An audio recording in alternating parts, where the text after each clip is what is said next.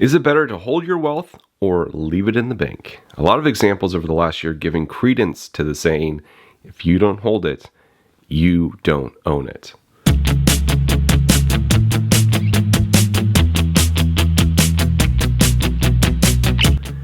Hey everyone, welcome to Campbell's Coins. Have you seen the latest video coming out of China? Tanks are being used to block, some might say intimidate people from entering the banks.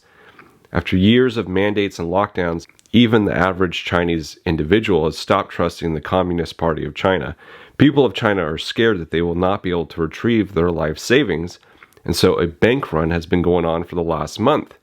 This began when some banks began freezing depositors' accounts. Does this sound familiar? Look at the measures taken in Canada during their protest. Bank accounts of the protesters were frozen. Canadians were so fearful that they wouldn't be able to access their cash, there was a bank run to withdraw as much as possible. We saw Canadians come to the realization that their cash wasn't safe and a slight uptick of precious metals purchases in that country. Governments all over the world have shown their hand a bit prematurely. They show how they will handle you if you disagree with them. This is how banks and countries control you. It's not just individuals. Look at the situation with Russia. I don't agree with Russia, but the US has tried to put a collar around their finances. They have a collar around your finances. If you step out of line, you will be put in a lockdown until you change your behavior. There is a global monetary system, and it has been used as a weapon against countries who do things the United States disapproves of. The SWIFT system is a messaging system set up between world banks to communicate with one another. It wasn't created as a weapon, and it's supposed to be a neutral entity, but it has been turned into a monster of its own. Russia is the latest country affected by being blocked from using the SWIFT system. Those countries who have been blocked and then let back in later on, or those who have seen other countries blocked out of it, have wondered, why get involved in a system which can control them?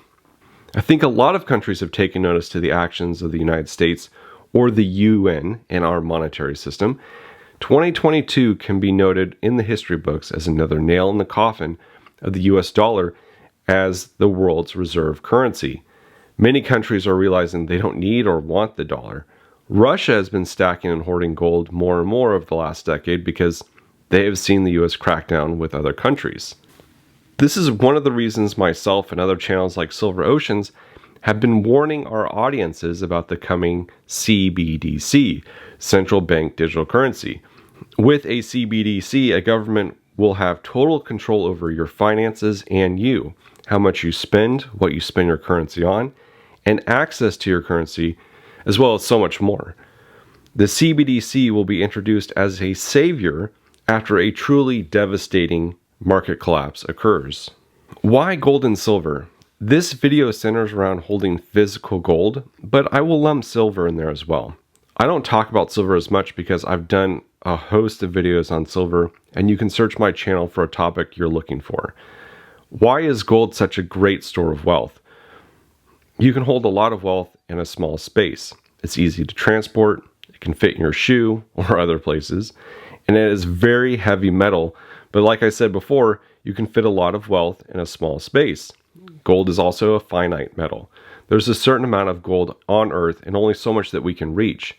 And it's not very plentiful, it's extremely rare. It doesn't decay, and it's literally indestructible. Not only that, but it's difficult to mine, and every year, smaller and smaller amounts are mined. It costs a lot of money to extract gold from the earth. I like to bring up the cost of mining gold, which is around, I think, $1,300 an ounce, because I want you to see the difference between something that is earned and something that isn't. It costs the Federal Reserve pennies to print $100. When anyone can create anything with relative ease, how is it really special? One has to look at these things when valuing assets. Why gold and not cash? Historically, gold has been an excellent hedge against inflation. It isn't right now, but I would like to remind the audience that there has always been a lag between inflation and gold hedging against it. It will happen, it's a matter of time. I like physical gold as a long-term savings. Proponents of what I'm telling you might say that you can't go to the grocery store and buy food with gold coins. the value a government assigns to gold is arbitrary, and you can't take gold with you everywhere. I disagree with all but 2 points.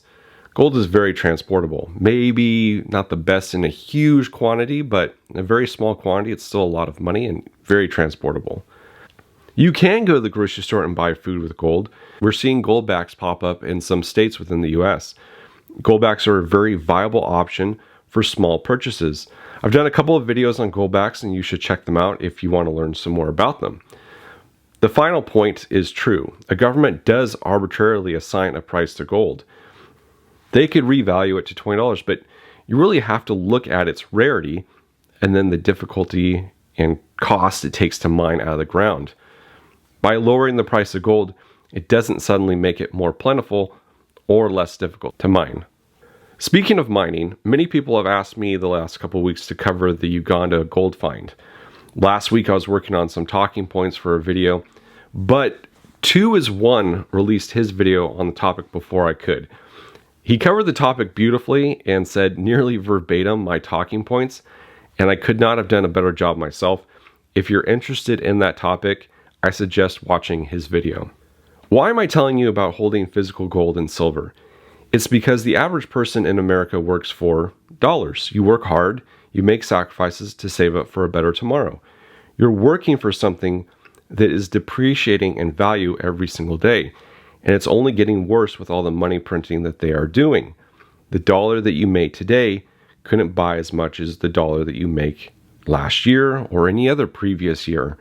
If you're holding wealth in dollars, you have to really examine how retirement is going to look for you, because now is the time to think about it before the price of gold skyrockets. I've talked about inflation and the economy in a number of videos, but all one has to do is really look at the prices of everyday items and compare those prices to the price a decade ago. Has it gone up? Has it gone down?